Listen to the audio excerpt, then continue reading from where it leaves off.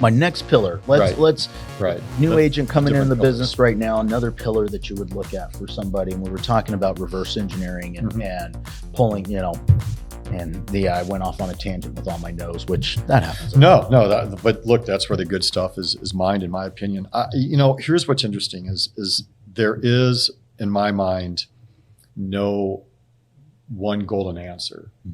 And so a lot of people get into this industry and they don't have any sales experience. They don't have any business experience. And this industry is really great at saying, oh, we're going to give you a day or two of training and we're going to teach you forms, and now get out there and call on your friends and family. And so maybe for some people that works. You have to have trust in your friends and family that you're going to do a good job for them and not potentially screw up a relationship. And the way I pitch that to my agents is that if your friends and family, you want them to trust in you, even if you're new, that you're going to be trained and educated to be able to help them, and that you have a support system behind you, because it's just not you is a silo on your own, right? But it's also trying to help people learn how to sell. I was with a brokerage and I went into a training. They were doing a sales training. It was one of the few times I ever heard of a broker actually doing a sales training. And they probably had 30 people that showed up.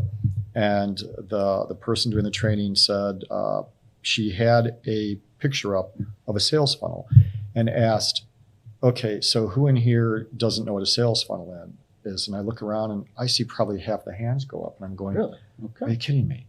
This is the most sales specific job you're ever going to get into. And by the way, you're an entrepreneur. So, and you have your license.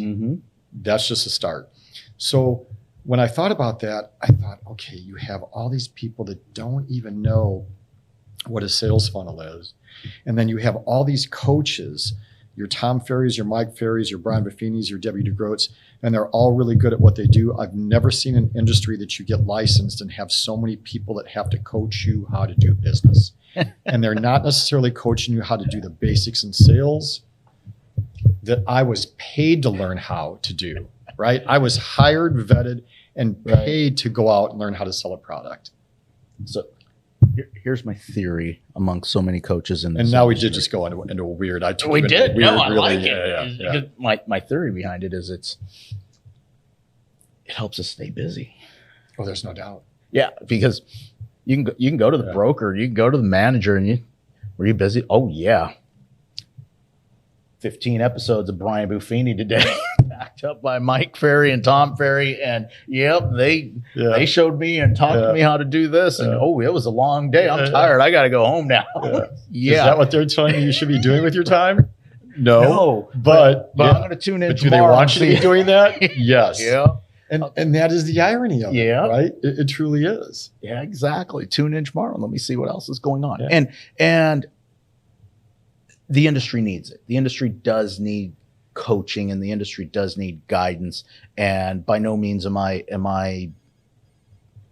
dissing any of these people. No, not at all. Not at all. Fabulous. Not at all. I've been a coach I've been coached by Tom Ferry. Been in the Brian Buffini program, and there is a lot of value that's going on there. But you're correct. It's not, unless we take action on things, nothing is going to ever happen. Right. But they're filling a void. They are. What they realize is that your brokers aren't going to train at this level. So we need people that are going to. Right.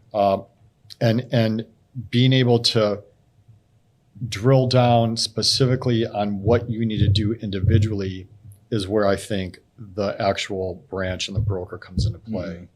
You better know your market. Right. So to say that you can do real estate in California, great. I can do real estate in Orange County, fantastic. I can do real estate in Huntington Beach. What area? Right. Because now I can start picking apart and going, do you know how to sell in the harbor? Exactly. Do you know how to sell in the sand? Because I do. Right. And they're completely different than selling in a track house. So, and that's something that I don't see coaching offering. I love what they do offer as far as motivation. I love what they offer as far as giving you systems, scripts. Those are all badly needed. But then it has to come back to the broker But if they want to teach you how to do things the correct way. Here's something that you said, and I'm going to rephrase it because I'm going to think that this actually got missed by a lot of people. So you were talking about, breaking it down and getting into hunting and knowing how to sell on the sand. And earlier, one of your questions was, did those people trust you? And do you feel like that's an important aspect? And my answer is yes.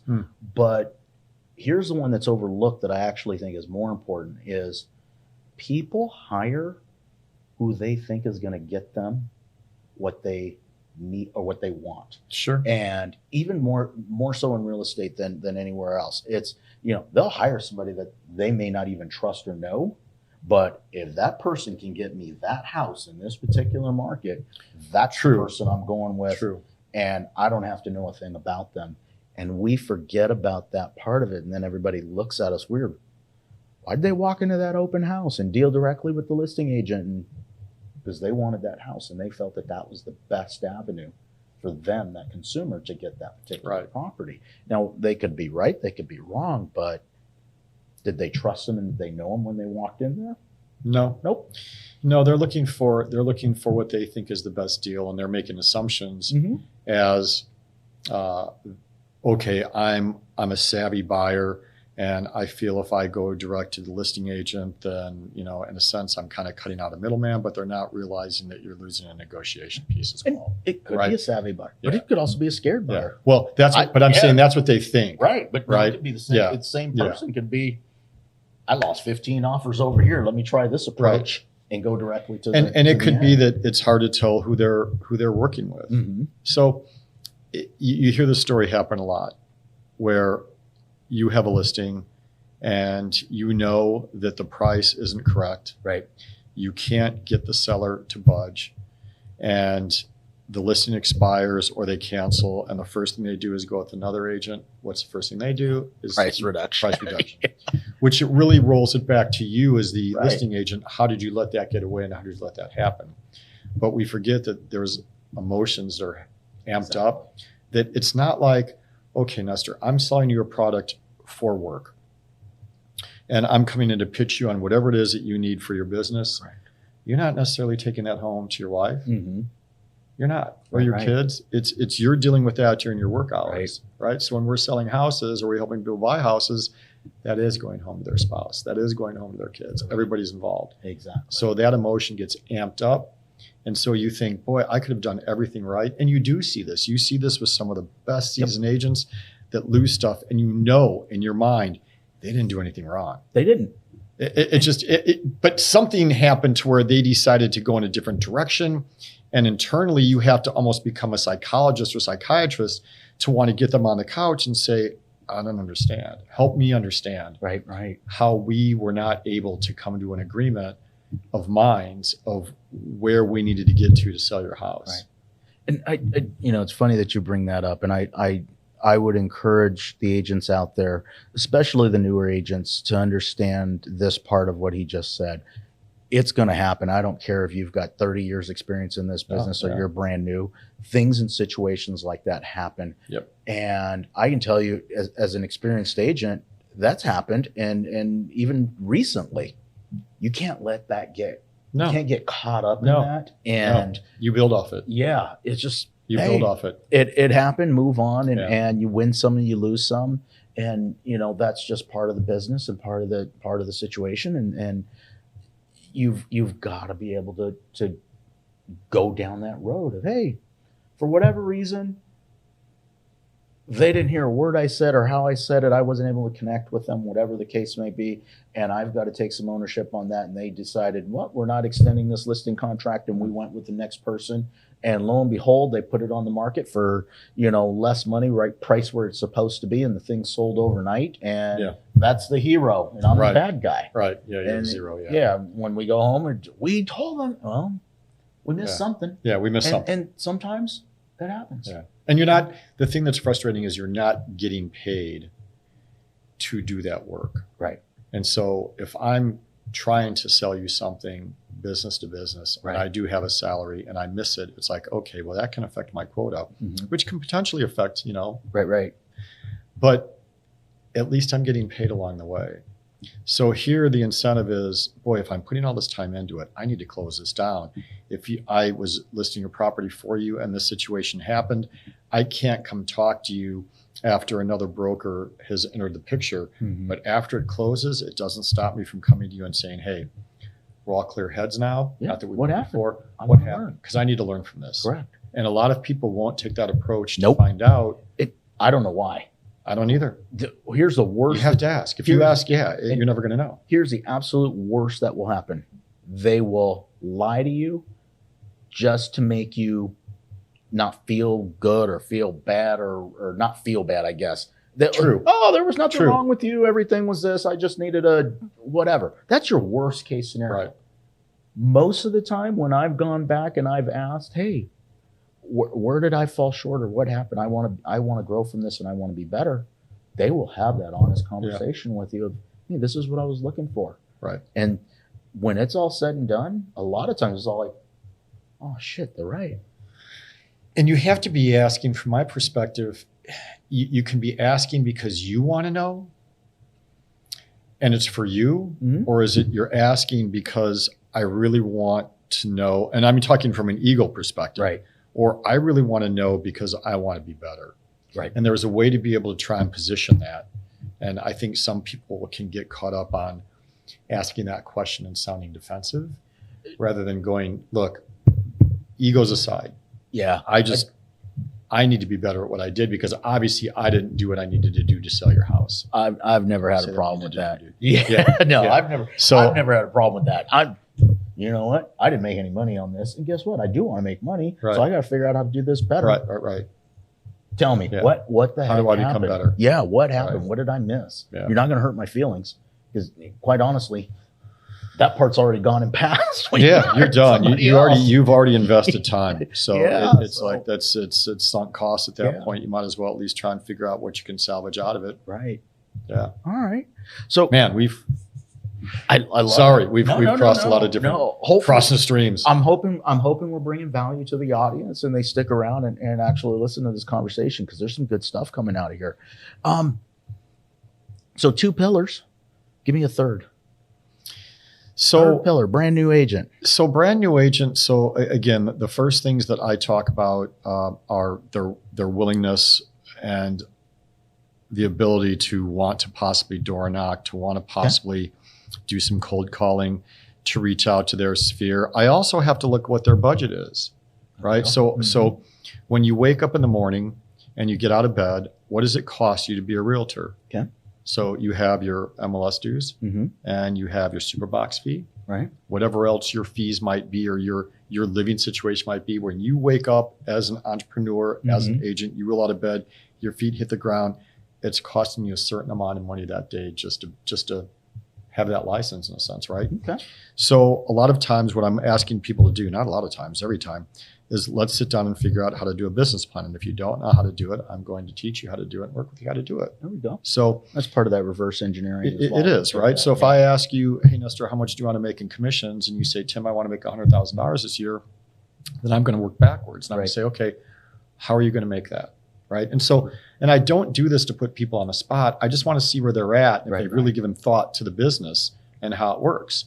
And if you come back to me and say, well, Tim, I want to farm in this area. I want to work in this area. And the average price point is, 1.5 million or $1 million. Right. And if I'm able to get a certain commission and I can do 4 or 5 sales in a year, that's going to give me my number. And I'm thinking, okay. Yep. So now how do we get there? Right. How are we going to get to that point of one of the pillars? So I personally am a huge believer in farms. Okay. And the reason why is all the big agents in my area, that's how they build their farm. business. Yeah. And there's an old expression, you have to list to last, right? When you get listings, there are mini billboards when you have open houses. Your face and your name is out in the community. Right. People see that. They recognize you as an industry expert, so to speak. And so I've yet to really, not that they don't exist because I know they do, but it's just not the model that I've seen where somebody just has a bunch of agents that are just dialing for dollars. Right. I know that exists. Yep. I know it exists, but it doesn't seem to be the model in our area. So it's an archaic model that I don't feel that enough people. Again, I some of these coaches we mentioned earlier, I love them, and I think that they're fantastic people. And they're different with their approaches. They are. Yeah. But they all stem from, a lot of them all stem from the original approach in this business. Buffini's probably a little bit different, where he's basically referral by referral only. Right. But still, we're working on a plan that was from 20 years ago, 30 years ago, 40 years ago, and the industry has evolved. People have changed. And, relationships are way more important now than they were many years ago. Right. Not that they weren't important back then, but being in this business and developing the relationships has truly changed and become much more important and a bigger part and a bigger aspect of this industry than ever before. Yeah, I definitely agree. And it's relationships have always been huge. I think the market depends. So it's market dependent too, right? So the market that we just came out of, where literally all you had to do was put a sign in the yard and it's gone. Yep. It didn't really matter who was representing you as a seller. It could have been, oh, well, my wife's sister's husband's friend's brother's uncle has his license. And so he's going to be he's never done anything. Yep. The market would help exactly through the system. Correct. But when I bring this back, and I want to bring this back to farm, because the farming does include all of those different pieces that we talked about. So it does include your cold calling, door knocking, having a budget to do mailers. You have to be consistent. You just can't do it once or twice, but it's a geographic area that you want to learn and know and own. Right. And it can't be just because, oh, this place over here, all the price points are higher. Do you know who you're competing against? Do you know that they can outmarket you 100 to 1? And how long can you stick before you make one sale, right? And then how much you're going to put back into your business to try and keep that going. It doesn't mean that you can't if there's an incumbent, right? But it's different than validating a new market. Yep. I'm laughing in products. I'm laughing a little bit inside, because my geographic farm was developed by accident, and at the time I developed it, I didn't even know it. So I told you I started coaching. Yeah. So when you coach, I started with T-ball, so four and a half years old. I remember T-ball. So there is no draft. The teams are developed by communities. Oh, okay. Because they want to keep all the kids together that go to the same schools, that are in the same neighborhoods, in hopes that they all know each other. Okay. And so I was in the community, and I was basically everybody in that community. I was creating a geographic farm just simply because all the kids were from the same area. And didn't even realize it and didn't know it. It took me like a year and a half to figure out. But then the Beavis and Butthead light bulb went off. Exactly. It's like, this is my geographic farm, right? And developing, so kind of that reverse engineer by accident, developing it, that I took a liking to this area because of, the community brought me there through coaching. And then all of a sudden I took a liking to it and ended up geographically farming there. And I didn't even live in that neighborhood, and later on ended up moving into that neighborhood. Interesting. So got that engrossed in the geographic farming. But I want to. We should probably wrap this up, but I want to wrap this up with wrapping it up. I want to wrap this up with I want an out of the box